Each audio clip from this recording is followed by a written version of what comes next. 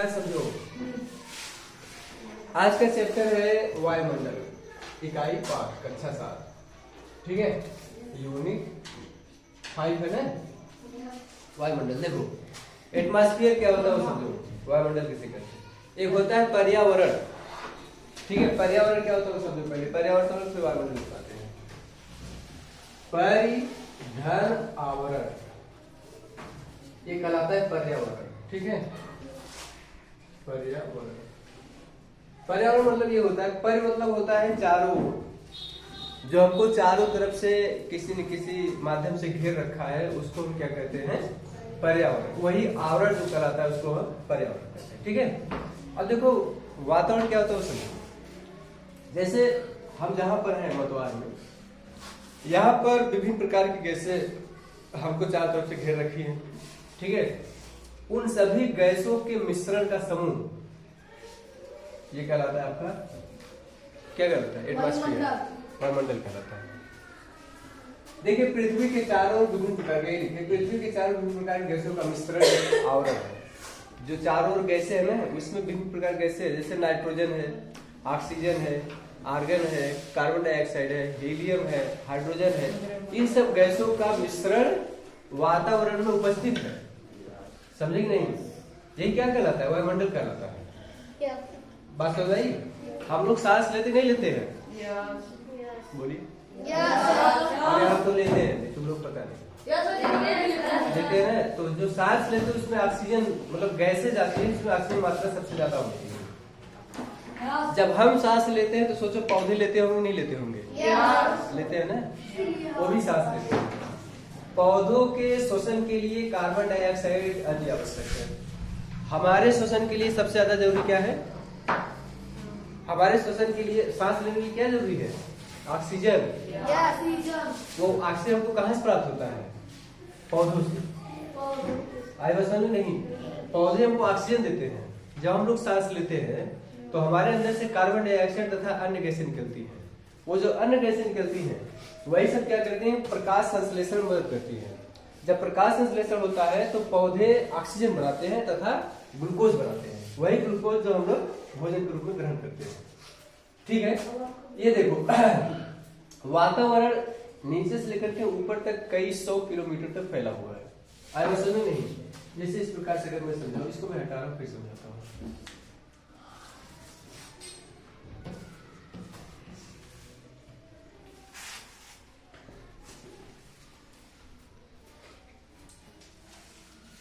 देखिए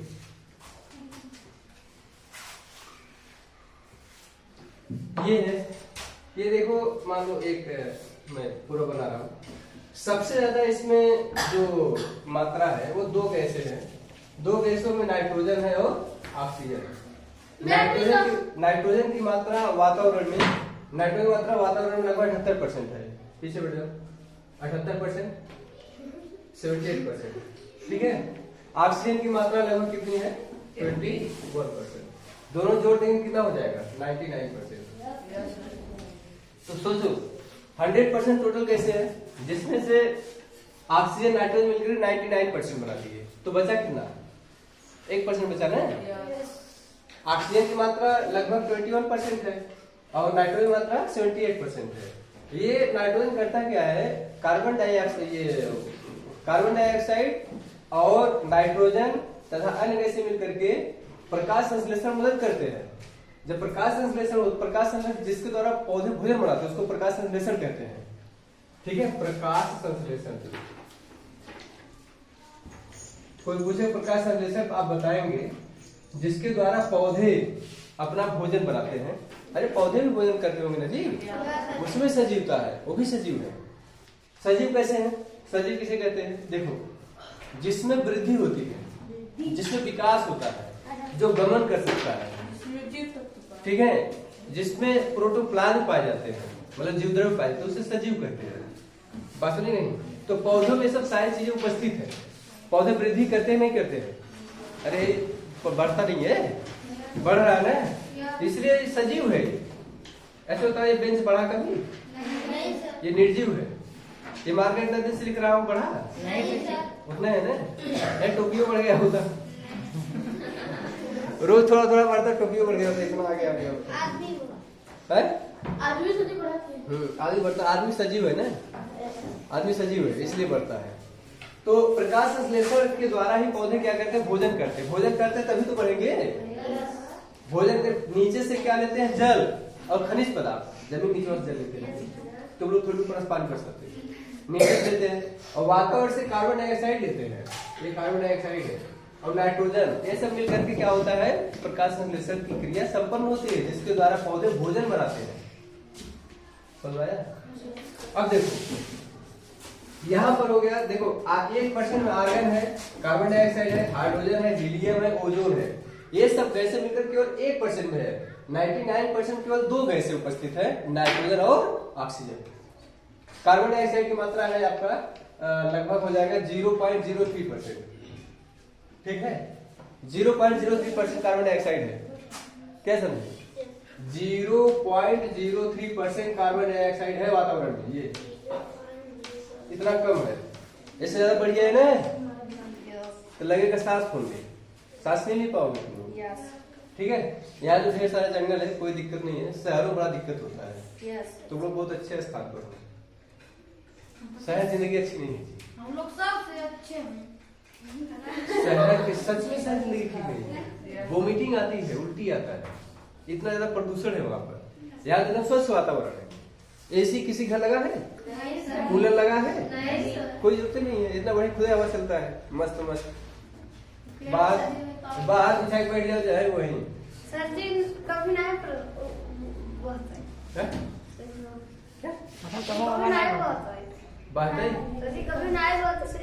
हुआ तो ठीक है ना, क्या दिक्कत है? कहो कहो गर्मी में लेके हरदम ऐसे मौसम लोगे, ठीक है। तो अब देखिए जो वातावरण, जो बादल बनता है वो कैसे बनता है उसको देख लीजिए। इसको हटाओ क्या? किसी कुछ पूछना है? रुको, रिएक्शन बताता हूँ तुम लोगों को, कैसे पौधे भोजन करते हैं उसको बताता हूँ। अभी साइंस में पढ़ाऊंगा, विज्ञान पढ़ाऊंगा, थोड़ा सा बता दे रहे हैं। क्या कह रहे हैं, क्या बोल रहे हैं? देखो कार्बन डाइऑक्साइड है, पौधे कार्बन डाइऑक्साइड लेते हैं, ध्यान देना। और बताओ जल लेंगे नहीं लेंगे? लेंगे ना, जल नीचे से लेते हैं। और खनिज पदार्थ, यहाँ पर देखो सूर्य के प्रकाश की उपस्थिति में, ठीक है, यहाँ पर सनलाइट है, ठीक है, ये सूर्य है, अपना प्रकाश दे रहे हैं।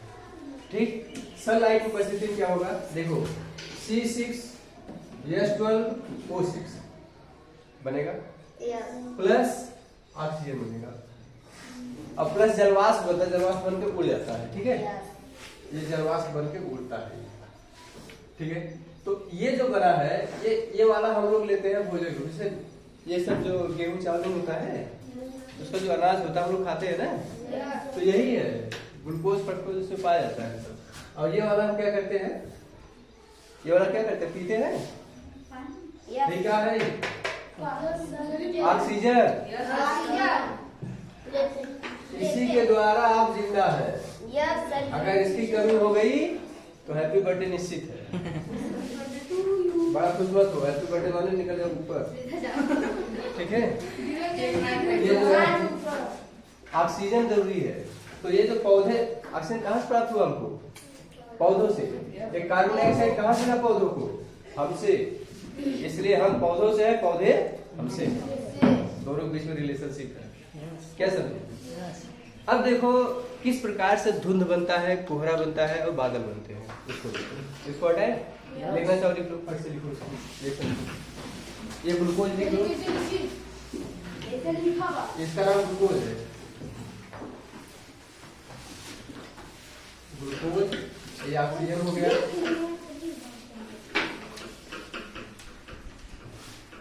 ये जलवाष्प हो गया,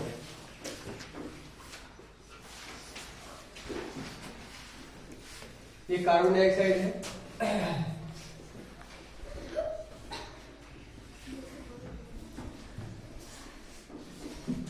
कार्बन डाइऑक्साइड, जल, जल का देखिए जो कंपोजिशन ऑफ द एटमॉस्फेयर है वो देखो, कंपोजिशन ऑफ एटमॉस्फेयर मतलब वायुमंडल का संगठन, ये लिखे हेडिंग है, वायुमंडल संगठन, ये वायुमंडल का संगठन, यही हेडिंग था। देखो क्या क्या संगठन है इसके, मैंने बताया विभिन्न प्रकार की गैसों का मिश्रण होता है, कार्बन डाइऑक्साइड होता है, नाइट्रोजन होता है, ऑक्सीजन होता है, आर्गन होता है, हीलियम होता है, हाइड्रोजन होता है, ठीक है। इस तमाम गैसें वातावरण में पाई जाती है, इसके कंपोजिशन है। अब इसका स्ट्रक्चर क्या है वो देखो, ध्यान समझो। जैसे तुम लोग देख रहे हो, जैसे यहाँ से जैसे लग रहा है जैसे एमटी पहुंचोगे बदलवा नीचे छू दिया है, इतने ही दिखाई दे रहा है। Yes sir. ऐसा लग रहा है जैसे बस यही सरेवा डाकोगे नीचे बदलवा छुआ है, नहीं लग रहा है जी? नहीं लग रहा है चौकी का छू दिया है, चौकी लेके जाओगे ऊपर हो जाएगा, फिर उधर से देखो मतवार में छू दिया, मतवार में आओगे तो वो नहीं मिलेगा। ये जो दिखता है, ये जो सामने दिख रहा है, इसी कहते हैं छोक मंडल। सबसे निचला परत यही है जो दिखाई दे रहा है। अगर सुनो नहीं, ऐसे नहीं लग रहा है जैसे जाकर वो छुए बाहर, बड़ी छुआ नहीं है, वहां जाओगे ऐसा लगे यहाँ छुआ है, तुम दौड़ते दौड़ते परेशान हो जाओगे। छुआ कहाँ है पता नहीं, कहीं नहीं छुआ, ठीक है, कहीं नहीं छुआ है, वही है छोक मंडल। अब देखो पूरी पृथ्वी की संरचना अगर हम देखेंगे, ये पूरी अर्थ मान लीजिए, इसको कहते हैं हम क्या है, इसको क्या कहते हैं, भूमध्य रेखा, या ऐसी को विषुवत रेखा कहते हैं, ये विषुवत रेखा या भूमध्य रेखा। मध्य में इसलिए भूमध्य, भू माने पृथ्वी, मध्य माने मध्य, मतलब बीच में, पृथ्वी बीच में जो रेखा उसको भूमध्य रेखा कहते हैं। ये ध्रुव है, उत्तरी ध्रुव, और ये दक्षिणी ध्रुव है, ठीक है, दक्षिणी ध्रुव और उत्तरी ध्रुव। देखो यहाँ पर जो इसकी ऊंचाई है, जो छोक मंडल दिखाई दे रहा है ऊपर, यहाँ पे इसकी ऊंचाई बहुत कम है, 6 से 8 किलोमीटर है, बहुत कम है। और इस पर जब आओगे, यहाँ खड़े होगे तो ऊंचाई दिखेगी, यहाँ जैसे आप खड़े हो तो ऊपर ऊंचाई ज्यादा दिखेगी, लगभग 18 किलोमीटर लिखा है, 18 किलोमीटर में, कहीं कहीं किताब में 16 किलोमीटर लिखा है, कहीं कहीं 18 किलोमीटर लिखा है। तो जब ध्रुवों पर जब देखोगे, यहाँ पर ध्रुव लिखो, ध्रुवों पर, ये ध्रुवों पर ऊंचाई कितनी है, 6 से 10 किलोमीटर, कहीं पर 6 किलोमीटर, कहीं पर 8 किलोमीटर लिखा रहता है, कहीं 10 किलोमीटर लिखा रहता है, ठीक है।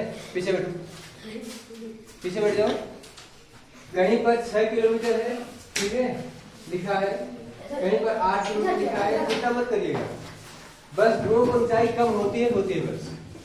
और इस किताब में लिखा है 10 किलोमीटर, कोई दिक्कत नहीं है। और जब हम भूमध्य रेखा पर पहुंचे तो यहाँ खड़े होकर देखोगे ना, ऐसा नहीं बस नजदीक में है, यहाँ खड़े होकर देखोगे ऊंचाई ज्यादा है, लगभग 18 किलोमीटर। आएगा समझ में नहीं? जब नीचे से ऊपर बढ़ते हैं तो तापमान क्या होता है, कम होता है, -80 डिग्री सेंटीग्रेड तापमान होता है। ख्याल समझो, जब नीचे से ऊपर जब बढ़ेंगे तो तापमान क्या होता है, गिरेगा, कम होगा, क्योंकि ये गैसों का मिश्रण नहीं होता है, कम होता है, इसलिए यहाँ पर क्या होता है, यहाँ पर तापमान गिरता है।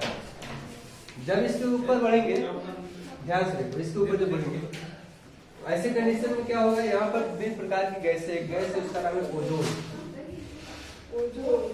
जो सूर्य के प्रकाश से जो हानिकारक किरणें आ रही है उसको आने से रोकती है। अगर सूर्य की किरणें डायरेक्ट पृथ्वी पर आएंगी, हमारे ऊपर पड़ेंगी, तो हमारे अंदर बहुत सारे रोग होंगे, ठीक है, बहुत जलन होगा, समझे कि नहीं, ये सह नहीं पाओगे बाहर, बहुत ज्यादा तापमान होगा, ऐसा लगे इससे जल जाओगे, बात समझे। इसलिए ये जो ओजोन गैस है, ओजोन गैस क्या करती है, उसको आने से रोकती है। यहाँ पर बहुत सारा है, बहुत मोटा परत है इसका, और ये इसको क्या करती है, रोक लेती है, फंसा लेती है, इसीलिए खाली छन छन करके कुछ किरणें आती है। अब बताओ उधर कितना तापमान होता है, गर्मी दिन देखते नहीं हो, जैसे जल जाएंगे, घोड़ा नहीं दिखता है ऐसा।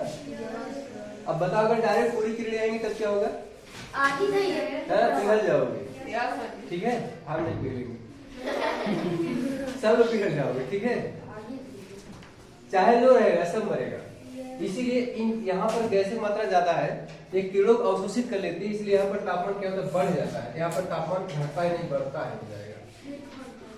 ठीक है, तापमान बढ़ता है, गलत लिखा है किताब में, तापमान बढ़ता है। ठीक, अब देखो यहाँ पर तापमान बढ़ जाएगा।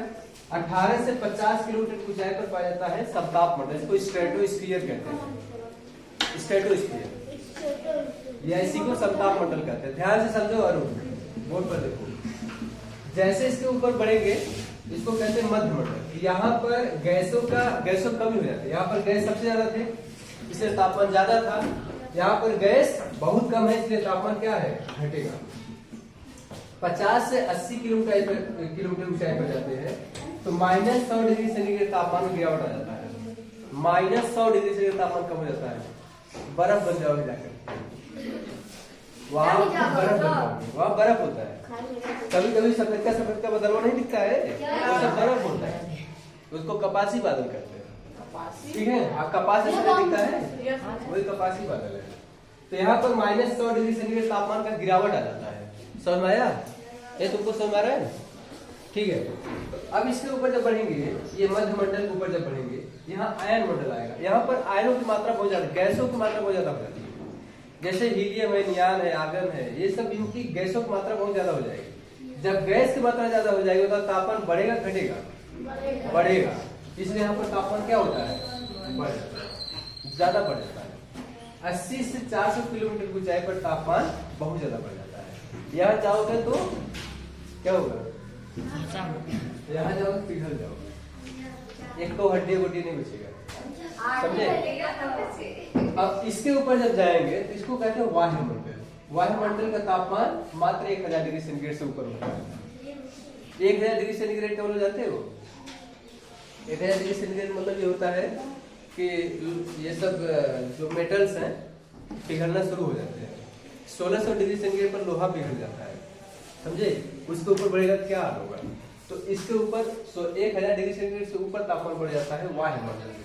इसके नीचे देखो, यहाँ पर मैं बताना चाहता हूँ, ये जो समताप मंडल है, यहाँ गैसों की ओजोन की मात्रा अधिक है। यहाँ पर किसी प्रकार कोई हलचल नहीं होती है, जो जहाज उड़ती है ना इसी में उड़ती है, क्योंकि यहाँ पर आधी तूफान नहीं आता है। आधी तूफान जो भी आएगा इसमें आएगा, इसलिए यहाँ नहीं उड़ती है। यहाँ पर उड़ेगा तो आधी तूफान नहीं आएगा। बात समझ रहे हो हमारी? आधी तूफान नहीं आएगा क्योंकि यहाँ पर मौसम एकदम शांत रहता है। पूरा आधी तूफान यही आवा जमीन से ऊपर, समझे? नहीं, मौसमी घटनाएं सब इसी में घटित होती है। जो बिजली कड़कती है, तड़कती है, भड़कती है, सब इसी में होती है, समझे? कड़कड़ मारती है, करिए नहीं बोलेगी, समझे? सब इसी में होता है, इसमें नहीं होता है। ध्यान देना, समताप, इसका नाम ही समताप, जहाँ पर तापमान समान होता है। यहाँ पर किसी प्रकार कोई मौसमी घटनाएं नहीं घटित होती है। यहाँ पर एकदम स्थिर मौसम होता है, समझे? न हवा बहती है न कुछ, हवा बहती है लेकिन क्षैतिज चलती है, क्षैतिज हवा चलती है। कुछ बात समझ आया? तो ये था आपका, ये वायुमंडल की एक संरचना थी। सबसे नीचे क्षोभ मंडल, फिर समताप मंडल, फिर मध्य मंडल, फिर आयन मंडल, फिर वायुमंडल या वायुमंडल। 5 मंडल याद रखना है। सुनो, 5 मंडल याद आया? कौन कौन सा? पहले क्षोभ मंडल, समताप मंडल, मध्य मंडल, ठीक है। फिर इसके ऊपर क्या होता है, आयन मंडल और वायुमंडल या बहिर्मंडल कहते हैं, ठीक है। ये वाला यहाँ से यहाँ तक, ये जो क्षोभ मंडल समताप मंडल है, इंटरनल जोन में आ जाता है नीचे वाले, बाकी सब बहिर्मंडल चले जाते हैं, या इसको हेट्रोस्फीयर कहते हैं। आई बात समझ में? कोई दिक्कत? इसको याद रखिएगा। कोई प्रॉब्लम हो पूछो, नहीं तो फिर आगे बढ़ो, ठीक है।